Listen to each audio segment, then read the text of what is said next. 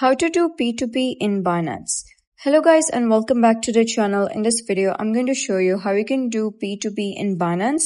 So let's get started. So first of all, you could open Binance and click on the three horizontal lines at the top left corner.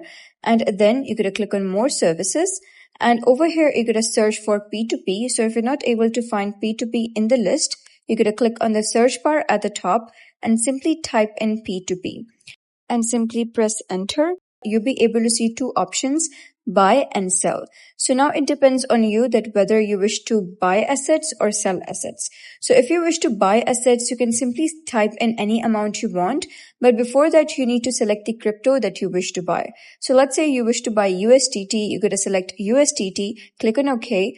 And now you can see that we have USDT selected over here. Then you're going to type in the amount that you wish to buy.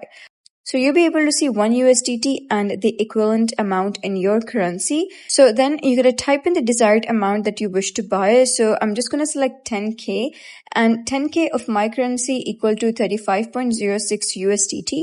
So after that, you're going to select any payment method. You can either select PayPal, you can select bank transfer, you can select Neteller, and then you can simply buy that crypto. Now, if you wish to sell crypto, you're going to head over to sell. And then you can simply follow the same steps like you did in buy. You're going to select the crypto first, and then you're going to type in the amount that you wish to sell. And then you're going to select the payment method, and you'll be taken over to a screen where you'll be able to see numerous traders. You'll be able to see the time that they spend in one order.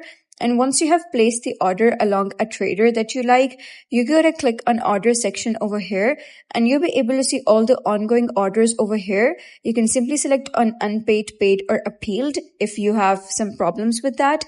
And then you can also click on chat and chat with the trader.